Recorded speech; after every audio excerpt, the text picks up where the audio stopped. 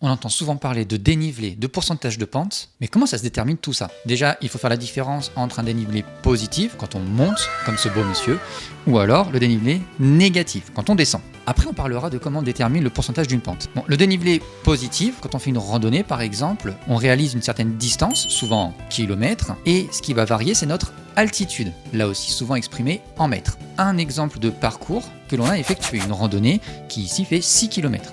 Si on regarde entre ces deux premiers points, on est parti de 600 mètres d'altitude et au bout du deuxième kilomètre, on était à 1000 mètres d'altitude. Et bien si on fait la différence entre les deux, on trouve 400 mètres. Et bien ça, c'est un dénivelé positif. On pourra dire qu'on a fait 400 mètres de D+, on est monté. Là, entre ces deux points, entre le deuxième et le quatrième kilomètre, on est descendu. Et si on fait la différence entre les deux, on était à 1000 mètres donc précédemment d'altitude, on est descendu à 800 mètres, on a donc un dénivelé négatif de 200 mètres. On pourra dire aussi 200 mètres de D-.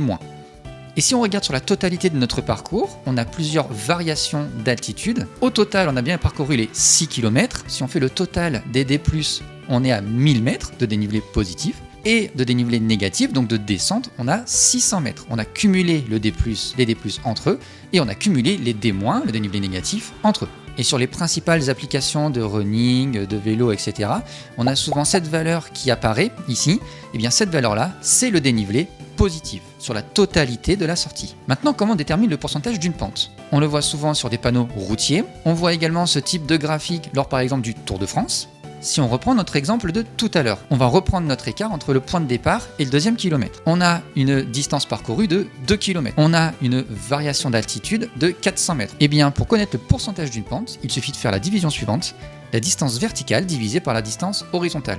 Attention, pensez à bien utiliser la même unité. Donc ici, on va tout convertir en mètres. 2 km, c'est 2000 mètres. Je fais ma division 400 divisé par 2000, ça fait donc 20%. Ici, j'ai déterminé une pente de 20%. Merci les maths.